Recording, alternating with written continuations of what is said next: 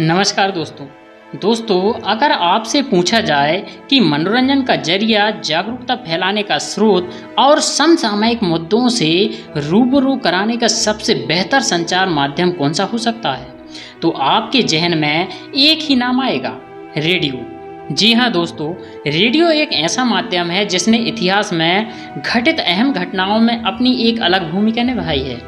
भले ही आधुनिकता के दौर में मानव नित्य परिवर्तन की दिशा में अग्रसर क्यों ना हो, और भले ही वर्तमान समय में मोबाइल और इंटरनेट का बोलबाला क्यों ना हो, और भले ही आजकल मानव को जोड़ने वाले संसाधन क्यों ना ही बदल गए हों, इस सब के बाद भी रेडियो की भूमिका और इसके योगदान को नहीं झुठलाया जा सकता। दोस्तों, जब टीवी नहीं हुआ करती थी तो रेडियो ने ही गांव देहात में लोगों को समाचार और मनोरंजन से अपडेट रखा था। दोस्तों, इस वीडियो में रेडियो की दुनिया से, उसके इतिहास से, उसके सफ़र से व गांव के रेडियो का वो दौर से अगर आप रूबरू होना चाहते हैं तो आप हमारे वीडियो पर अंत तक बने रहिएगा। और अगर आप हमारे वीडियो पर नए हैं तो हमारे चैनल को सब्सक्राइब कर लीजिए, जिससे आने वाले सभी वीडियो आपको समय पर मिल सकें। तो चलिए दोस्तों, चलते हैं रेडियो के सुनहरे सफर की ओर। दोस्तों, रेडियो का आविष्कार 1890 में गुलिल्मो मार्कोनी ने किया था तथा वर्ल्ड रेडियो डे 13 फरवरी को मनाया जाता है तथा पहली बार वर्ल्ड रेडियो डे 13 फरवरी 1946 को मनाया गया था, जबकि पहला रेडियो प्रसारण 24 दिसंबर 1906 को हुई थी। दोस्तों, रेडियो एक ऐसा माध्यम है जो लोगों को सशक्त करने का काम करता था। इस माध्यम से लोग विभिन्न बदलावों को महसूस करके खुद को अपडेट रखते थे। रेडियो का इतना समृद्ध इतिहास होने के बाद भी क्या आपने सोचा है कि आखिर इसका महत्व आज कम क्यों होता जा रहा है? हालांकि ऐसा नहीं है कि रेडियो इतिहास की कोई वस्तु बनकर रह गया हो। आज भी भारतीयों के लिए रेडियो मनोरंजन से लेकर देश एकता के लिए एक अच्छा और सशक्त माध्यम है। वर्तमान समय में भारत की बदलती तस्वीर में रेडियो की भूमिका को कुछ बातों के माध्यम से समझा जा सकता है। जैसे दोस्तों, भारत सरकार और प्रधानमंत्री श्री नरेंद्र मोदी ने मन की बात प्रोग्राम के माध्यम से लोगों को रेडियो के प्रति जुड़ना सिखाया, जिसके 100+ एपिसोड ने लोगों के विचारों पर गहरा प्रभाव डाला। दोस्तों, आज विश्वगुरु बनने के पथ पर अग्रसर भारत के लोगों को प्रेरणा से भरी कहानियां सुनाने और प्रेरित करने में रेडियो की अहम भूमिका है। दोस्तों, आज भले ही रेडियो के विकल्प के तौर पर नई नई तकनीक ने जगह ले ली हो, लेकिन आज भी गांव और कस्बों में रेडियो के दीवानों की कमी नहीं है। एक वक्त था जब रेडियो लोगों के मनोरंजन का मुख्य साधन हुआ करता था। दोस्तों, जब देश में टीवी का अधिक प्रचार नहीं हुआ था, यानी जब टीवी गांवों में नहीं पहुंची थी, तब लोगों को मुख्य धारा की खबरों और गतिविधियों से जोड़ने का काम रेडियो ने ही किया था। दोस्तों, आज भी यह कार्य बदस्तूर जारी है, यानी टेलीविजन के आविष्कार से पहले लोगों के मनोरंजन के लिए रेडियो ही आकर्षण का मुख्य केंद्र हुआ करता था।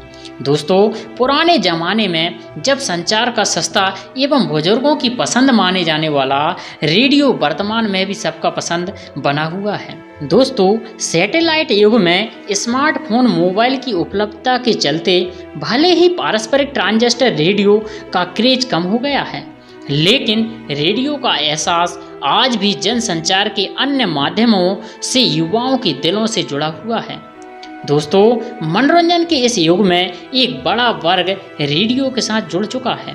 दोस्तों, विविध भारती का रेनबो चैनल और FM के प्रसारण आज भी जनता के बीच में उतने ही लोकप्रिय हैं जितने थे उस दौर में जब और संचार के साधन नहीं हुआ करते थे और लोग फुर्सत के क्षणों में खेतों में काम करते समय या पढ़ते समय या फिर अपने कार या बैलगाड़ी में सफ़र करते समय ज़्यादातर लोग FM सुनना ही पसंद करते थे।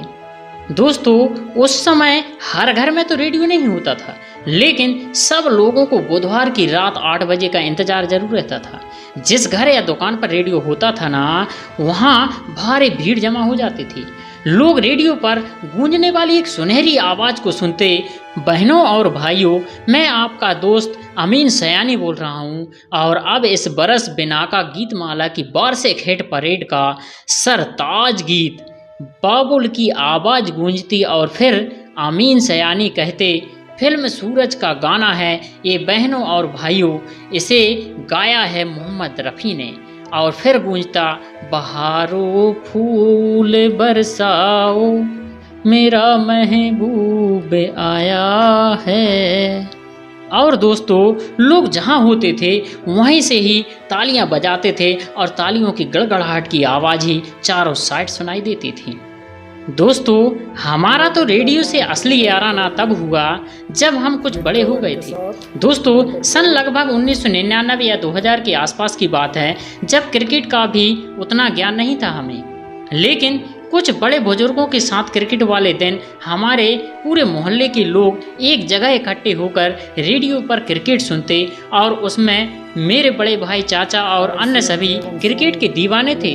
दोस्तों, आपको यकीन नहीं होगा कि उस समय लोग ना दिन देखते थे न रात, रेडियो से चिपके रहते थे और दिल थामकर कमेंट्री सुनते थे। दोस्तों, रेडियो उनके दिलों की धड़कन थी। लोग एक दूसरे से पूछते थे, भाई स्कोर क्या हुआ। और दोस्तों, धीरे धीरे मैंने भी देखना, सुनना और खेलना शुरू कर दिया था। कुछ ही दिनों में ऐसा चस्का लगा कि मैंने भी एक छोटा सा रेडियो ले लिया था क्रिकेट कमेंट्री सुनने के लिए। दोस्तों, क्योंकि उस समय बिजली की काफ़ी समस्या रहती थी।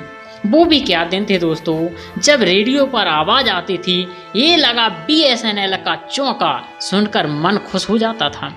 एक वो दौर था और एक आज है जब रेडियो तो लगभग गायब ही हो गया है। पर दोस्तों, हमें लगता है कि आज भी दूर दराज के क्षेत्रों में रेडियो की खबरों की विश्वसनीयता बाकी है। दोस्तों, शायद आपको यकीन नहीं होगा कि आज भी जो लोग 50 वर्ष से अधिक उम्र के हैं, आज भी रेडियो पर समाचार सुनने के बाद ही किसी खबर को लेकर अस्वस्थ होते हैं। दोस्तों, गांव में रेडियो और समाचार का महत्व आप आज भी देख सकते हैं। मैं अपने गांव और आसपास के क्षेत्रों में देखता हूं कि कुछ लोग आज भी किसी खबर को रेडियो पर नहीं सुन लेते, तब तक वह संतुष्ट नहीं होते, भले ही वह टीवी पर उन्होंने वह न्यूज़ क्यों न देख ली हो। और अगर आप उन्हें कोई खबर मोबाइल से पढ़कर भी बता देंगे, तब भी वह कन्फर्म करने के लिए रेडियो पर उस पर खबर को सुनेंगे जरूर। दोस्तों, आज भी गाँव में लोग रेडियो पर खबर सुनते मिल जाते हैं। विशेषकर वे लोग सुबह 8 बजे, फिर दोपहर समाचार तथा रात के 8:45 वाला खबर जरूर सुनते हैं। इसके अलावा दिन में 1 या 2 बार 5 मिनट वाला बुलेटिन भी कुछ लोग सुनते दिख जाएंगे।